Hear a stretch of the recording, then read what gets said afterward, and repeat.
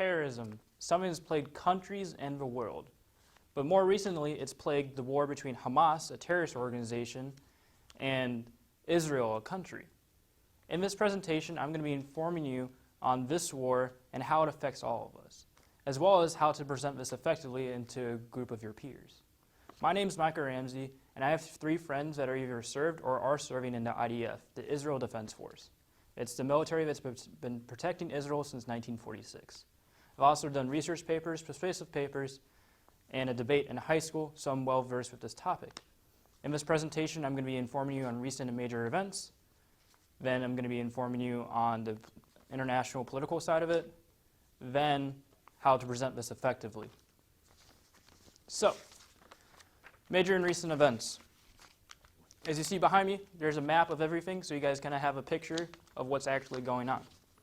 In 1987, Hamas declared war on the state of Israel. This war has lasted 32 years currently and has no means of backing down, and I'll get a little bit into that in my next couple points. In 2005, Israel departed the Gaza Strip.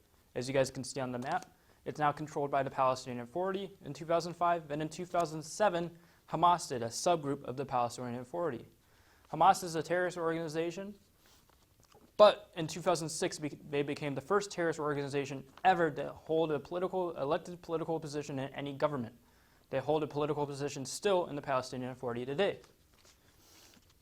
Then, on November 12th of last month, Hamas, in response to the IDF taking out one of their top leaders, launched over 200 rockets and mortar attacks into the state of Israel, killing 50 and wounding hundreds more. Now, let's go into the international effect of all this. This war has lasted 32 years. Hamas has had some help with that because the terrorist organization by himself would never have lasted that long. They are supported by Iran, Syria, Lebanon, and Jordan right now. They give shelter for members, they give military weapons, financial support, and much, much more. Now, they've had some past supporters of Qatar, Egypt, and Turkey. Now, they left because of political pressures from the other groups I'm going to mention in a second, but also because they didn't want a terrorist organization living in their country. Now, Israel is supported by NATO, the North Atlantic Treaty Organization, United Nations, the UN, and the United States of America. Now, you're probably wondering why I've mentioned the United States other than NATO and the United Nations. Well, the United States has given more money towards humanitarian and military aid than both NATO and UN combined. They've given a whopping $228.7 billion in military aid and humanitarian aid since 1946 to 2017 with inflation. Now, you can see from all of these points of just the countries in this war affects everyone. It affects the entire world, and people don't know about this. In a survey I did, 90% of students in college and in high school did not know what Hamas was. Now, if you're going to present to people who didn't know who Hamas was, here's some key points. You got your verbals, your nonverbals, and how to project to your audience.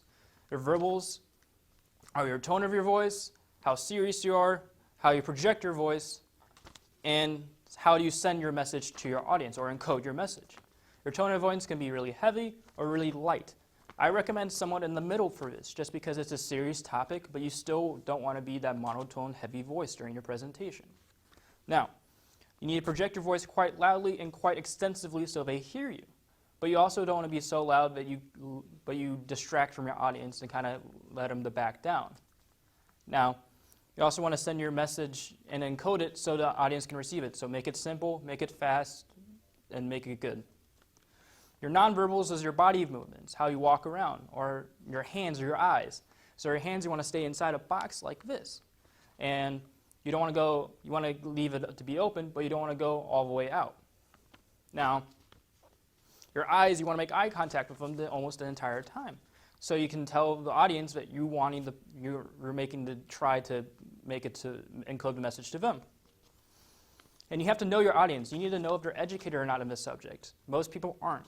So you got to give background, give some history, like I did at the beginning of this presentation.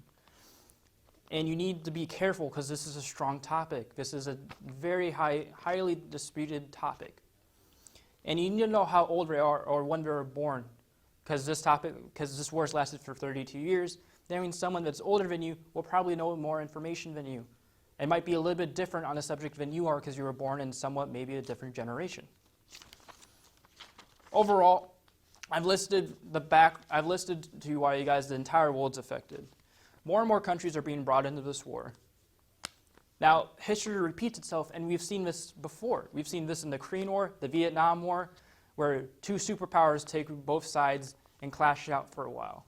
And this is probably the longest one that's been existed, and people just don't know about it. There's ripple effect that could even bring the United States to war with Hamas at some point. I've also taught you guys how to present this effectively, verbals, nonverbals, and how to know your audience.